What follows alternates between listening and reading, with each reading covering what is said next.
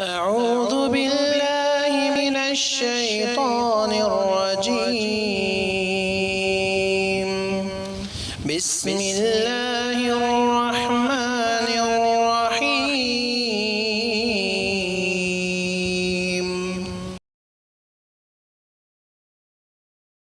باب نفقة القيم للوقف. قال حدثنا عبد الله بن يوسف قال أخبرنا مالك عن أبي الزناد عن الأعرج عن أبي هريرة رضي الله عنه أن رسول الله صلى الله عليه وسلم قال لا يقتسم ورثتي دينارا ولا درهما ما تركت بعد نفقة النساء ومونة عامل فهو صدقة. نفقة القیم للوقف، وقف کے نگراں کے اخراجات کہاں سے ادا ہوں گے؟ وقف کی دیکھ بھال کرنے والے کی تنخواہ کون دے گا؟ کہاں سے لیں گے وہ؟ تو آپ نے اس حدیث میں فرمایا ہے کہ لا یقتسم ورثتی دینارا ولا درہما، میرے وارث نہ دینار و درہم کے وارث ہوں گے، دینار و درہم کے وارث نہیں ہوں گے. میری میراث روپیے پیسے کی، دینار و درہم کی، میرے وارثین میں تقسیم نہیں کی جائے گی. ما ترکت بعد نفقت نسائی و مونت عاملی، میں نے جو کچھ چھوڑا ہے اس میں سے سب سے پہلے تو ہماری ازواج کو خرچ دیا جائے گا، یعنی میری زمین سے جو کہ میں نے وقف کر دیا ہے. پہلے ہماری بیویوں کے اخراجات پورے کیے جائیں گے، اس کے بعد جو وقف کے نگراں ہوں گے ان کو اس سے خرچ دیا جائے گا. اس سے بھی جو بچے، دونوں کو دینے کے بعد بھی جو بچے فہو صدقۃن، تو یہ عام صدقہ ہوگا، بیت المال میں گویا داخل کر دیا جائے گا، عام لوگوں پر خرچ کیا جائے گا. ومونت عاملی، میرے وقف کے نگراں سے مراد کون ہیں؟ کچھ لوگوں نے کہا کہ آپ کے بعد ہونے والے خلیفہ مراد ہیں، کچھ لوگوں نے کہا ہر وہ شخص مراد ہے جو آپ کی زمین کی دیکھ بھال کرے. تو کچھ لوگوں نے عام کہا، کچھ لوگوں نے خاص کہا، مگر دونوں کی بات ایک ہی ہے کہ جو ہمارے وقف کی نگرانی کریں گے اس کو یہاں سے اخراجات دیے جائیں گے. رسول اکرم صلی اللہ علیہ وسلم کا اپنے بعد وفات کے بعد ساری زمین کو وقف کر دینا اس بات کی دلیل ہے کہ رسول اکرم صلی اللہ علیہ وسلم کو دنیا سے کوئی محبت نہیں تھی، دنیا سے کوئی محبت نہیں، اسی وجہ سے آپ نے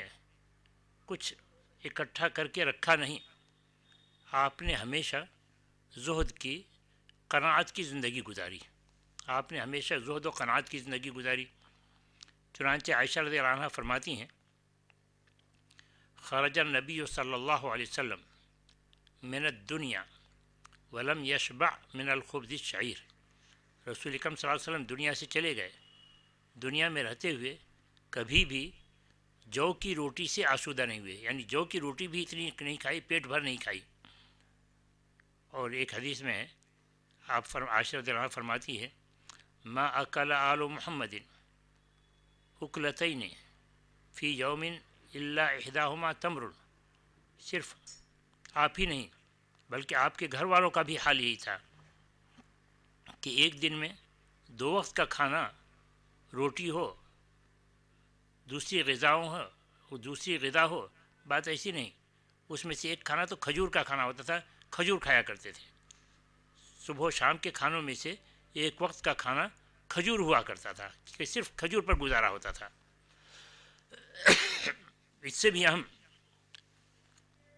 فرماتی ہیں انا لننظر الی الہلال ثلاثۃ اہلۃ فی شہرین، کہ 2 مہینے میں ہم 3 چاند دیکھتے ہیں، وہ کہ مہینہ کے آخر میں ایک چاند، پھر مہینہ گزرا ایک چاند، پھر مہینہ دوسرا مہینہ آیا وہ اختتام کو پہنچا ایک چاند. تو مہینے کے اختتام سے لے کر کے 3 چاند کا کہ ہم نظر آتا 2 مہینے میں.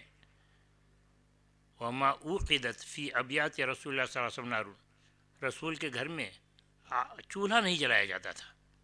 تو 3 چاند گزر جاتے، 2 مہینہ گزر جاتا، رسول کے گھر میں چولہا نہیں جلتا تھا۔ عروہ نے پوچھا عائشہ رضی اللہ عنہ سے، ما کان یقیتکم، 2 مہینے چولہے نہیں جلتے تو پھر کیسے آپ لوگوں کا گزر ہوتا تھا، کیسے، کیا کھاتی تھیں آپ لوگ؟ فرماتی ہیں الاسودان التمر والماء، کہ ہمارا گزارا زیادہ تر بس کھجور اور پانی پر ہوتا تھا،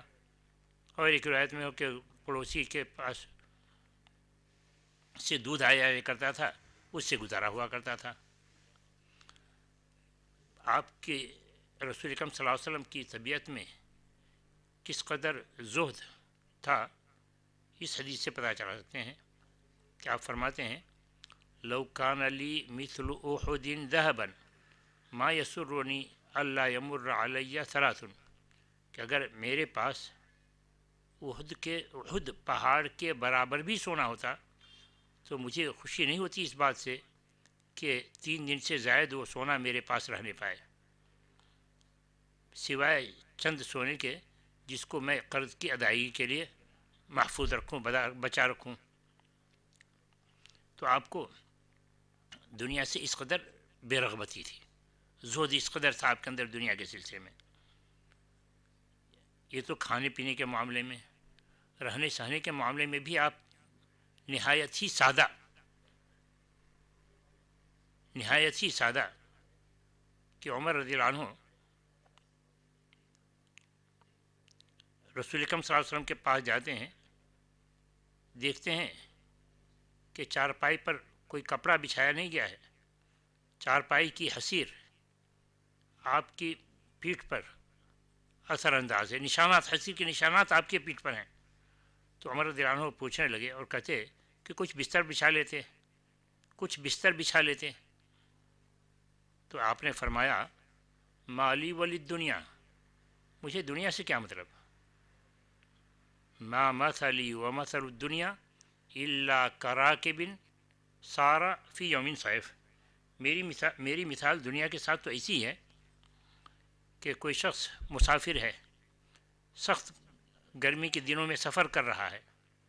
فاستظل تحت شجرۃ ساعۃ من نہار، تو دن کے کچھ حصے میں کسی درخت کے نیچے کچھ سایہ حاصل کر لیا، آرام ملا، ثم راح وترکہ، پھر اس درخت کو، اس سایہ کو چھوڑ کر چلتا بنا۔ تو میری مثال ایسی ہے، مجھے دنیا سے کوئی کیا لینا دینا ہے۔ ابو ہریرہ رضی اللہ عنہ فرماتے ہیں ما شبع آل محمد من طعام 3 ایام حتی قبض، کہ رسول اکرم صلی اللہ علیہ وسلم کے گھر والے کھانے سے 3 دن تک آسود ہو کر کے کھانا کھائے ہو، ایسا تو نہیں دیکھا ہم نے، اور یہ آپ کی وفات تک یہی اب حالت رہی۔ تو 3 دن مسلسل صبح و شام آپ نے پیٹ بھر کے کھایا ہو، ایسا نہیں دیکھا۔ یہ ایسا ہوتا کیوں تھا؟ جبکہ بعض حدیثوں میں تو آتا ہے کہ خیبر کے فتح کے بعد رسول اکرم صلی اللہ علیہ وسلم سال بھر کا خرچ دے دیا کرتے تھے ازواج مطہرات کو۔ تو پھر ایسی نوبت کیوں آتی تھی؟ ایسی نوبت آتی تھی کہ جیسے آپ سخی تھے، آپ کے گھر والے بھی سخی تھے، اللہ کی راہ میں خرچ کیا کر دیا کرتے تھے، اور خود مشقت کی زندگی گزارتے تھے۔ ان کے اندر اس آیت پر عمل کا جذبہ کوٹ کوٹ کر بھرا ہوا تھا، الذین یؤثرون علی انفسہم ولو کان بہم خصاصہ۔ عائشہ رضی اللہ عنہ فرماتی ہیں کان فراش رسول اللہ صلی اللہ علیہ وسلم من ادم وحشوہ لیف، کہ رسول اکرم صلی اللہ علیہ وسلم کا بستر چمڑے کا تھا، اس کے اندر پتیاں بھر دی گئی تھیں اسی پر سے، یعنی آرام دہ کہ روئی ہو، نرم گدا نہیں آپ استعمال کرتے تھے، یہ روئی کے بجائے پتوں سے بھرا ہوا گدا استعمال کرتے تھے جو زیادہ آرام دہ نہیں ہوتا۔ رسول اکرم صلی اللہ علیہ وسلم دعا بھی کرتے تھے تو اپنے لیے، اپنے گھر والوں کے لیے بس کفاف کی دعا کرتے تھے کہ بس اتنی روزی دے کہ ہمارا گزر چل جائے، کسی کے ہم محتاج نہ ہوں، اور اس پر اللہ تعالیٰ ہمیں قناعت عطا فرما۔ آپ دعا کرتے اللہم اجعل رزق آل محمد قوتا، اے اللہ ہماری اولاد کی روزی بس قوت، بس اتنی عطا فرما جس سے ہمارا گزر ہو جائے۔ اور کہتے، اور رسول اکرم صلی اللہ علیہ وسلم فرماتے قد افلح من اسلم، کامیاب ہو گیا وہ شخص جو اسلام لایا، وہ رزق کفافن، اور بس بقدر کفاف اسے روزی دی گئی، قدر کفاف یعنی جس سے اس کی ضرورت پوری ہو جائے، وقنعہ اللہ بما آتاہ، اور اللہ نے جو قدر کفاف روزی دی ہے اس پر اسے قناعت مل جائے، تو کہا یہ شخص کامیاب ہے۔ اسلام کی توفیق ملنا، قدر کفاف روزی مل جانا، اس پر قناعت کرنا، یہ انسان کے لیے کامیابی کی ضمانت ہے، مسلم کے لیے کامیابی کی ضمانت ہے۔ تو اس طریقے سے جیسے رسول اکرم صلی اللہ علیہ وسلم دنیا کے سلسلے میں زہد کو پسند کرتے تھے، ایک داعی کو بھی اسی انداز کا ہونا چاہیے کہ دنیا سے زیادہ اسے آخرت کی فکر ہو۔ خیر لک من الأولى بل تؤثرون الحیات الدنیا والآخرۃ خیر وابقیٰ۔ تو ایک داعی کو دنیا کی زندگی کو ترجیح نہ دے کر کے آخرت کی زندگی کو ترجیح دینی چاہیے، جیسا کہ رسول اکرم صلی اللہ علیہ وسلم نے آخرت کی زندگی کو ترجیح دیا۔ رسول اکرم صلی اللہ علیہ وسلم کا یہ عمل جود و کرم پر دلالت کرتا ہے۔ تو ایک داعی کو جواد ہونا چاہیے، سخی ہونا چاہیے، کریم ہونا چاہیے، کہ کریم جب لوگوں کو مال دے گا، لوگوں کے ساتھ اچھے سے پیش آئے گا، تو اس کا اثر لوگوں پر ہوگا، لوگ اس سے محبت کریں گے، کیونکہ جس پر احسان کیا جائے وہ اس کا احسان مند ہوتا ہے، اس کی باتوں کو سنتا ہے،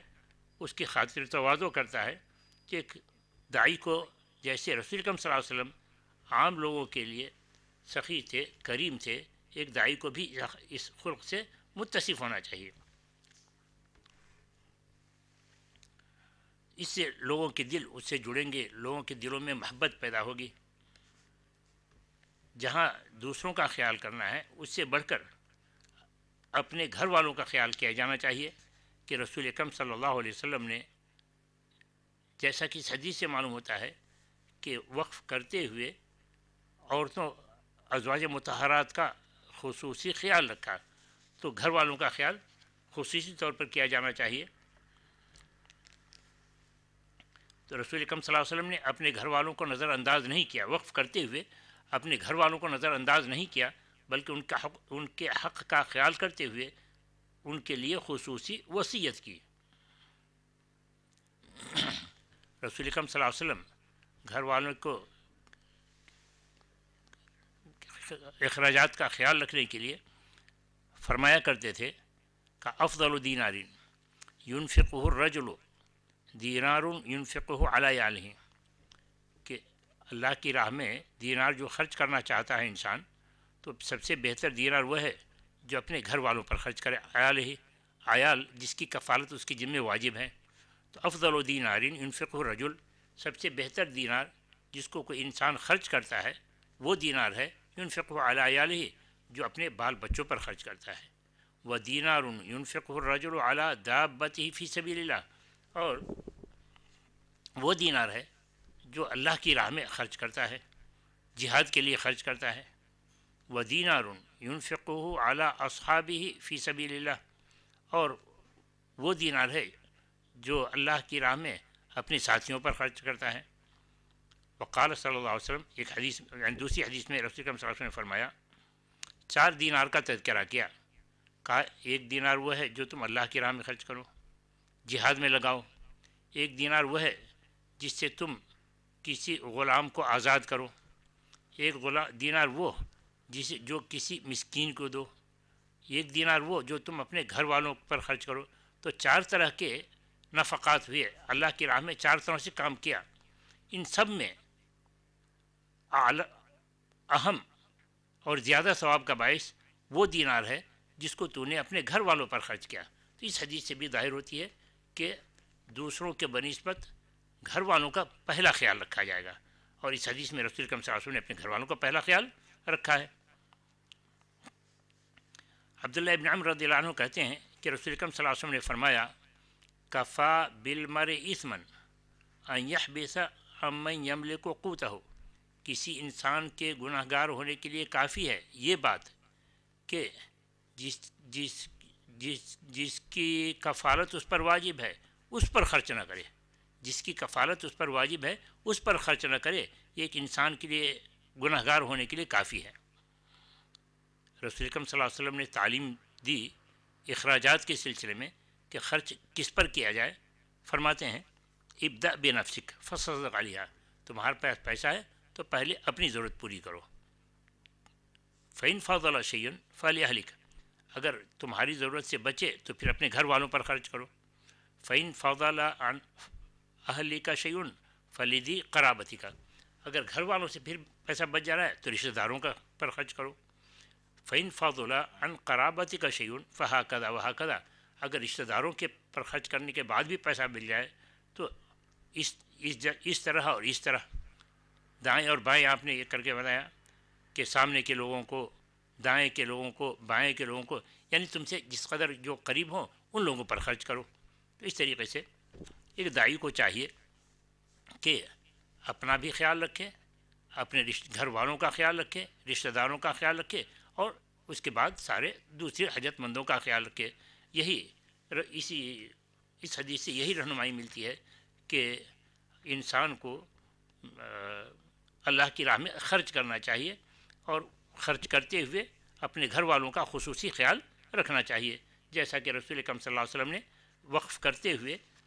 اس میں حق کے طور پر ازواج کا حق متعین کیا کہ ان کو خرچ دینے کے بعد